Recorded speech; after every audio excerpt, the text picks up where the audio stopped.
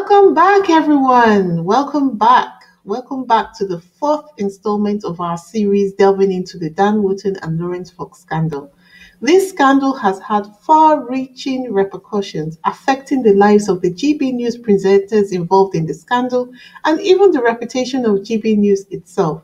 It's clear that everyone involved in this controversy has felt its negative impact, with one notable exception: Dan Wootton. I mean, he may have gotten suspended, but I'm sure it's suspension with pay, and that there is every likelihood of him returning to his presenting job on GB News. But will he, though? Before we get into the details of Dan Wootton's return, let's do some housekeeping. So if you're new here, please subscribe to our channel, click the like button, share the video, hit the notification bell. If you're a returning subscriber, welcome back to my channel. So good to see you. Thank you for supporting my channel. A special thank you, especially to those who leave comments in my comment section. You're so beautifully articulate and deeply thoughtful that you inspire me to be better every day. A special shout out to Donna Black 2589, who wins my comment of the day on my last video. Your comment was so well thought out and deeply inspiring. I haven't replied yet because I need to be as thoughtful and as articulate as you when I'm responding, but I will be doing that very shortly. Thank you for taking the time to share your thoughts in the comment section. For everybody else, if you would like to receive a shout out, please leave your comments in the comment section and I will choose my best comment and shout out the commenter. Okay, so with that done, let's dive into the recent developments following the suspension of Laurence Fox and Calvin Robinson. In my last video, I mentioned that Dan Wootton had fired off cease and desist notices like confetti at a wedding. His aim, of course, to shush the mainstream media from reporting on the criminal sexual misconduct allegations against him, courtesy of the Byline Times. Since then, GB News has made some bold moves. They bid adieu to Calvin Robinson and Laurence Fox, while Dan Wootton got a timeout pending an investigation into his conduct. But here's where it gets interesting. What's the deal with the high levels of protection around Dan Wootton? Is he pulling strings behind the scenes, or is he just really good at dodging scandals? I floated the idea in my last video that Prince William might be one of those strings he's pulling. The timing of the William/Rose affair rumors and Dan Wootton's shift from politics to the royal beat. Was it coincidence or was it a well-crafted chess move? Check out my previous video for a deep dive into this rabbit hole. In the aftermath of the scandal, GB News swiftly replaced Dan Wootton with Mark Dolan. Surprisingly, Mark Dolan thought to resume the online hate rhetoric that got Dan Wootton in trouble, particularly targeting Meghan Markle as always. This is despite publicly denouncing personal attacks against others. This prompted a Stop Hate campaign to be launched against Mark Dolan, to which John Cleese, a fellow GB News recruit, responded by criticizing Mark Dolan's approach. This stark contrast in viewpoints between Mark Dolan and John Cleese, another GB News presenter, raised eyebrows. It's quite clear that John Cleese, being older and more established, may feel more secure in expressing his views compared to Mark Dolan. However, it's unusual to see such differing perspectives among presenters from the same network. I would have loved to be a fly on the wall in the meeting that must have followed this exchange. Oh, and just in case you're one of those who wonders whether any good comes of the pushback we as a Sussex squad engaging behind the scenes against hate speech online, did I mention that the anti-Meghan narrative on GB News has dropped by at least 65%? Talk TV is also following suit with a 50% decrease in Meghan and Harry coverage. One step at a time, sweet Jesus.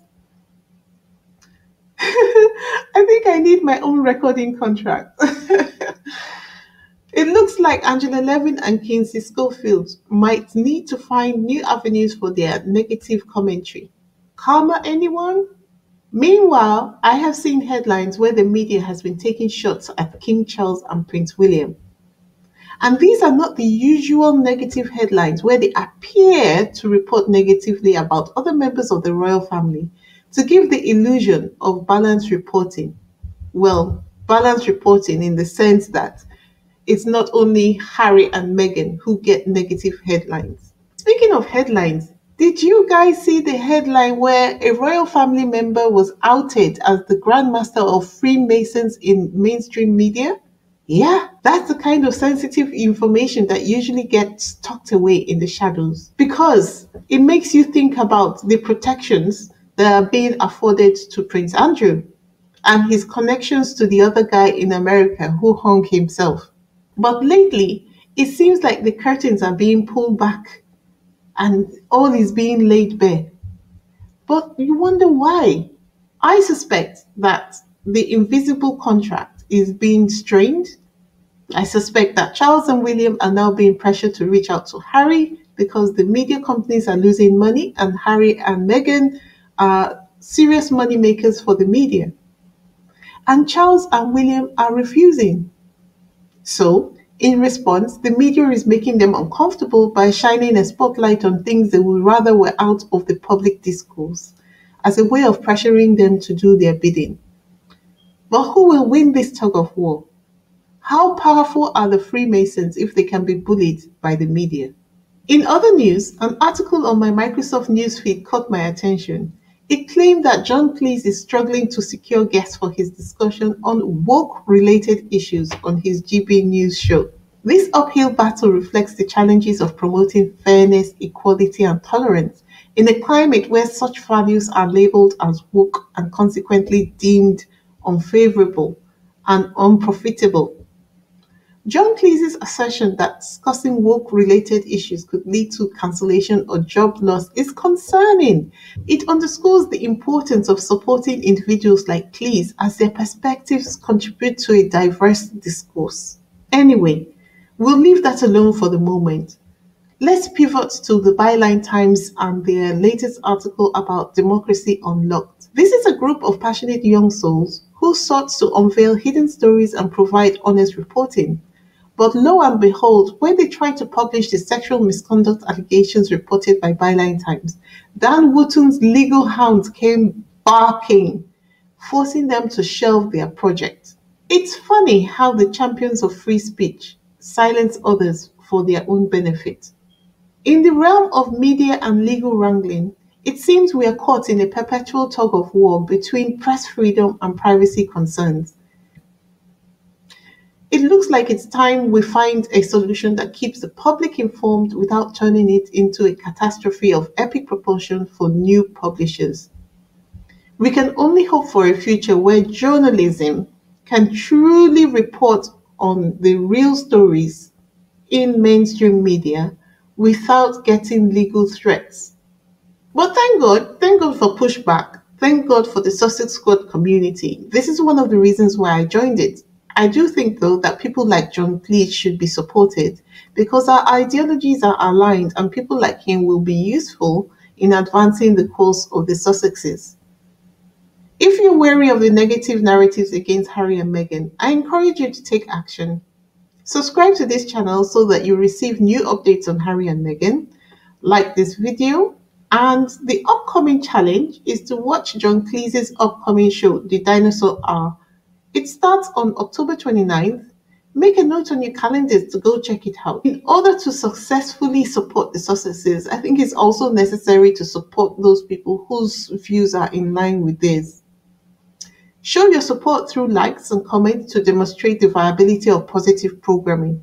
I will be watching his show just so that I can give you the numbers. The article claiming that John Cleese's show was struggling to get people to discuss woke issues tells me that all the shows which advocate for fairness and good conscience are being run out of town.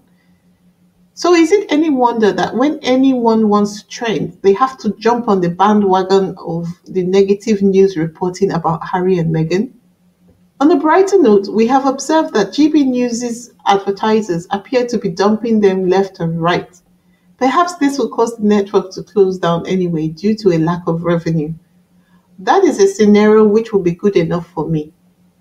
Before we wrap this up, let's not forget Laurence Fox and Calvin Robinson. Laurence Fox went from suspended to arrested, allegedly involved in some public camera tampering shenanigans. His home was even raided, and his kids' iPads and phones were taken by the police. Apparently, he took to his YouTube channel to complain about this. Laurence, hold on.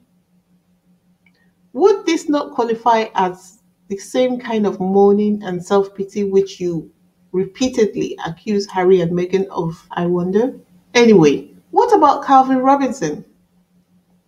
Calvin Robinson, on the other hand, sparked online controversy by vacationing at Disneyland after appealing for public funds, raising about £30,000, I think it was, following his GB News firing. He has since fought back against the online dragon by claiming that he had been invited over to America for a non-fee speaking engagement, calling those dragging him spiteful trolls. Okay, Calvin, we hear you. Guys, that's all for today. Don't forget to subscribe, drop a comment, give this video a thumbs up, and share it far and wide. Ring that notification bell because you never know when the scandalous world of Laurence Fox and Dan Wootton would beckon us once again. Until next time, keep focused, keep shining, and keep thriving. Bye for now. Bye. I'm really practicing for my recording contract, aren't I? Anyway, bye.